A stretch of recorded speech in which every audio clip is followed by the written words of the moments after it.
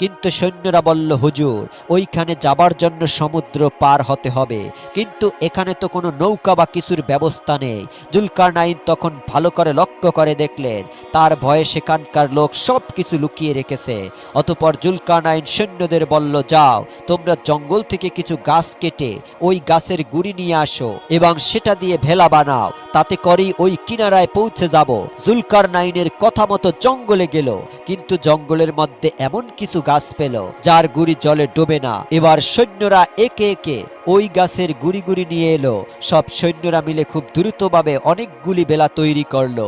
এবার এক এক করে ওই ভেলায় চড়ে সমুদ্র পাড়ি দিল। সমুদ্র পাড়ি দিয়ে তখন তারা ওই শহরে পৌঁছালো। তখন দেখলো ওই শহরের মানুষ খুবই দুর্বল এবং কৃষ্ণকায়। যখন জুলকারনাইন তাদেরকে জিজ্ঞাসা করলো, আপনারা এত দুর্বল কেন?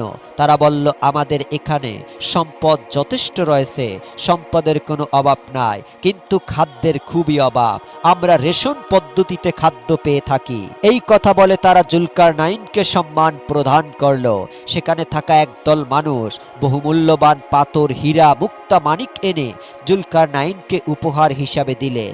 এখানকার মানুষের নরম মেজাজ ও ভদ্রতা দেখে জুলকারনাইন খুবই খুশি হলেন এবং তাদের মাঝে কালেমার দাওয়াত দিলেন। একে একে শহরের সকলে ইসলাম ধর্ম গ্রহণ করলেন। এইভাবে বহুদিন ধরে পথ চলতে চলতে তারা শেষ পর্যন্ত পৃথিবীর একেবারে পূর্ব দেশে এসে পৌঁছালেন। আরো অগ্রসর হয়ে ককেসাস পর্বত এলাকায় পৌঁছে তারা পথ হারিয়ে ফেললেন। সকলেই সহপাঠী থেকে আলাদা হয়ে পড়লেন। দীর্ঘ 1 বছর ধরে তারা একে অপরের থেকে আলাদা হয়ে পড়লেন। মাঝে মধ্যে তারা মিলিত হয়েছে, আবার পথ হারিয়ে ফেলেছে। এমন সময় খিজির আলাইহিস সালাম অন্যরকম অন্ধকার আচ্ছন্ন জায়গা দেখে ধীরে ধীরে সামনে এগিয়ে যান। তিনি যতই সামনে এগিয়ে যায় ততই গভীর অন্ধকারে হারিয়ে যায়। তখন তিনি নিজের কাছে থাকা সেই উজ্জ্বল মানিক বের করে তার আলোতে সামনে এগোতে থাকে। তিনি আরো সামনে এগিয়ে গিয়ে এক শ্বাসরুদ্ধকর স্থানে পৌঁছায়। একটি কূপ দেখতে পান। কূপের কাছে গিয়ে তিনি কূপের পানির যেই রং দেখল, তিনি এটি আবে হায়াত বলে ধারণা করলেন। তখন তিনি 2 হাত ভরে পানি উঠিয়ে পান করলেন। মধুর চেয়েও মিষ্টি, দুধের চেয়েও সাদা এবং মিষ্কের চেয়েও অধিক ছিল তার সুগন্ধি। তিনি ওখানে পেট ভরে আবে হায়াতের পানি পান করলেন এবং আল্লাহর শুকরিয়া আদায় করলেন। তাতে খিজির আলাইহিস সালামের কয়েক দিনের ক্ষুধা তৃষ্ণা দূরীভূত হলো, শরীরে নতুন শক্তি সঞ্চয় হলো এবং চেহারায় উজ্জ্বল বর্ণ ধারণ করলো। অতঃপর তিনি জুলকারনাইনকে পানি পান করাবে বলে আশা করে পিছনের দিকে রওনা হলেন। হযরত খিজির আলাইহিস সালাম যেখানে পৌঁছাতে অনেক দিন হেঁটেছিলেন, সেখান থেকে বের হতে তার 10 ভাগের 1 ভাগ সময় লাগেনি। অল্প সময়ের মধ্যে তিনি অন্ধকার থেকে বেরিয়ে এসে জুলকারনাইনকে খুঁজতে লাগলো। দীর্ঘ সময় পর কয়েকজন সৈন্যের সাথে তার দেখা হলো। তারা খিজির আলাইহিস সালামকে দেখে চিনতে পারল না। তখন সৈন্যরা বলল, আপনি কে, আর এই অন্ধকার আচ্ছন্ন এলাকায় কি করছেন? খিজির আলাইহিস সালাম কিছুক্ষণ চুপ থাকলেন, তারপর বললেন, আমি খিজির আলাইহিস সালাম। অন্যরা বলল, আপনাকে তো চিনতে পারলাম না, আপনার চেহারায় এমন পরিবর্তন এলো কিভাবে? তখন খিজির আলাইহিস সালাম বললেন, আমি আবে হায়াতের পানি পান করেছি। আসলে আবে হায়াতের পানি পান করার পর হযরত খিজির আলাইহিস সালামের চেহারায় এমন উজ্জ্বল হলো যাতে পূর্বে চেহারার সাথে কোনো মিল ছিল না। তাই সৈন্যদের সাথে কথা বলে তার পরিচয় দিতে হয়েছে। খিজির আলাইহিস সালাম সৈন্যদের কাছে বললেন, জুলকারনাইন কোথায় আছে? তারা বললেন, তিনি 1 বছর পূর্বে তাদের থেকে আলাদা হয়ে কোথায় গিয়েছেন তার কোনো খবর তাদের জানা নাই। এইদিকে জুলকারনাইন বিচ্ছিন্ন অবস্থায় বহু পথ ঘুরে ঘুরে এক অন্ধকার গুহায় প্রবেশ করলেন। অনেক ভিতরে প্রবেশ করে জুলকারনাইন একটি বিরাট অট্টালিকা দেখতে পান। আস্তে আস্তে তিনি অট্টালিকার কাছে গিয়ে দেখলেন দরজায় বিশাল বড় আকারের একটি মোরগ। তারা মানুষের মতো কথা বলতে পারে। জুলকারনাইনকে দেখা মাত্র মোরগ বলল, হে পৃথিবীর আদিবাসী জুলকারনাইন, আপনি কি জন্য এখানে এসেছেন? তখন জুলকারনাইন বলল, আমি আবে হায়াতের পানির খোঁজে এখানে এসেছি। যদি আবে হায়াত পেতাম তাহলে আবে হায়াতের পানি পান করে সারা জীবন বেঁচে থাকতে পারতাম। জুলকারনাইনের কথা শুনে মোরগ হাসতে হাসতে বলল, আল্লাহ রব্বুল আলামিন আপনাকে যেই বিশাল রাজ্য এবং অফুরন্ত সুখ স্বাচ্ছন্দ্য দান করেছেন তাতে আপনার মন ভরল না। এখন আপনি পৃথিবী পৃথিবীতে কিয়ামত পর্যন্ত বেঁচে থাকতে চান, এতটা লোভে পড়া আপনার উচিত হবে না। কারণ পৃথিবীর বয়স শেষ, এখন গান বাজনার প্রচলন হয়েছে, পুরুষরা নারীর বেশ ধারণ করবে এবং নারীরা পুরুষের বেশ ধারণ করে। তাছাড়া মানুষ বড় বড় ইমারত তৈরি করে দুনিয়ার আয়েশ আরামে বিভোর হয়ে থাকবে, আল্লাহর স্মরণ মানুষের মধ্যে থাকবে না। দিন দিন মানুষ অধপতনের দিকে অগ্রসর হবে।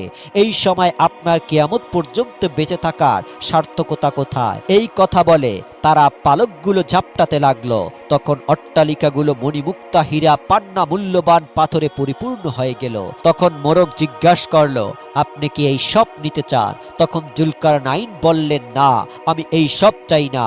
অতঃপর মোরগ বলল, তবে আপনি সামনের দিকে এগিয়ে যান, আরো কিছু জানতে পারবে। তখন জুলকারনাইন মোরগের কথা মতো সামনের দিকে এগিয়ে গেল। সামনের দিকে কিছু দূর গিয়ে দেখলেন ইসরাফিল ফেরেশতার ন্যায় একজন বিরাট বড় সিংহা নিয়ে দাঁড়িয়ে আছে। সে কোনো দিকে তাকাচ্ছে না, শুধু আকাশের দিকে তাকিয়ে আছে। জুলকারনাইন সেখানে পৌঁছে ইসরাফিল ফেরেশতাকে সালাম দিলেন। অতঃপর ইসরাফিল ফেরেশতা তাকে বললে, হে জুলকারনাইন, তুমি কি উদ্দেশ্য নিয়ে এখানে এসেছো? জুলকারনাইন বলল, আমি আবে হায়াতের পানি অনুসন্ধান করছি। আমি আবে হায়াতের পানি পান করে কিয়ামত পর্যন্ত বেঁচে থাকতে চাই। তখন ইসরাফিল ফেরেশতা জুলকারনাইনের কথা শুনে বলল, তোমার এই লোভ না করাই উত্তম। দীর্ঘ হায়াত লাভ করে কেউ আল্লাহ রাব্বুল আলামিনের নৈকট্য লাভ করতে সক্ষম হয়নি। অতএব সোজা নিজের বাড়িতে ফিরে যাও এবং আল্লাহ রাব্বুল আলামিন যে হায়াত দিয়েছেন তা শুকরিয়া আদায় করো। মনে রেখো, এই সময়ের মধ্যে যেন বেকার মুহূর্ত না কাটে। এই কথা বলার পর জুলকারনাইনকে এক টুকরো পাথর দিল এবং বলল, এই পাথর দ্বারা আমার কথাগুলো পরীক্ষা করো। অতঃপর জুলকারনাইন পাথর নিয়ে অন্ধকার এলাকা থেকে আলোর দেশে রওনা হলেন। প্রতিমধ্যে মাটির উজ্জ্বল রং ধারণ করল। তার বিশিষ্ট সঙ্গী লোকমান হাকিমের নিকট জিজ্ঞাসা করলেন, এটি এইভাবে উজ্জ্বল হয়ে উঠেছে কেন? তখন লোকমান হাকিম বলল, এটা মাটি নয়, এখানে মুক্তা, জহরত, মূল্যবান পাথরের ইস্পাত, আপনার প্রয়োজন হলে নিতে পারেন। তখন জুলকারনাইন সেখান থেকে কিছু পাথর নিয়ে নিলেন। দীর্ঘ সময় পর তারা অন্ধকার থেকে আলোর দেশে এসে পৌঁছালেন। তখন দেখলেন পথের কুরানো পাথরগুলো বাস্তবে কি অমূল্য পাথর, আর ইসরাফিল ফেরেশতার দেওয়া পাথরটি একটি বিড়ালের মাথার মতো সাদা। এই পাথর সম্পর্কে জুলকারনাইন লোকমান হাকিমের কাছে জিজ্ঞাসা করলেন, এটি তাকে দেওয়ার কারণ কি? তখন সে বলল, এটি দেওয়ার উদ্দেশ্য হলো আপনাকে পৃথিবীর সব কিছুর লোভ পরিত্যাগ করা। আপনি এই পাথর পাল্লা মেপে দেখুন, পৃথিবীর কোনো কিছুর ওজন পাবেন না। একমাত্র পাল্লায় মাটি ভর্তি করলে তার ওজনটা সঠিক পাবে। এটির অর্থ হলো পৃথিবীর সব কিছুর মূল্য বাস্তবতা বেকার এবং একমাত্র মাটির বাস্তবতাই সঠিক। অতএব মানুষের মাটির শরীর মাটির সঙ্গে মিশে যাবে। অট্টালিকা, প্রাসাদ সব কিছু মিথ্যা, শুধু আখেরাতে প্রস্তুত হতে হবে। এই কথা শুনে জুলকারনাইন তার কাছে থাকা সব সম্পদ উপস্থিত লোকের মাঝে বিলিয়ে দিলেন এবং বললেন, তোমরা দেশে চলে যাও, আমি এই পাহাড়ের পাদদেশে বাকি জীবন কাটিয়ে দিব। এই কথা বলে সকলকে বিদায় করলেন এবং তার মায়ের নিকট একখানা পত্র লিখে জানিয়ে দিলেন তার পুত্রের জন্য তিনি সব সময় যেন দোয়া করে, তিনি কিয়ামতের দিন তার সাথে সাক্ষাৎ করবে। অতঃপর জুলকারনাইনের মা তার পত্র পেয়ে কাঁদলেন এবং তার জন্য দোয়া করলেন। জুলকারনাইন পাহাড়ের পাদদেশে বসে আল্লাহর ইবাদত করতেন। বেশ কয়েক বছর অতিবাহিত হওয়ার পরে সে সেখানেই মৃত্যুবরণ করেন। তো দর্শক, এই ছিল আমাদের আজকের ভিডিও। সকলে ভালো থাকুন, সুস্থ থাকুন। আসসালামু আলাইকুম ওয়া রাহমাতুল্লাহ।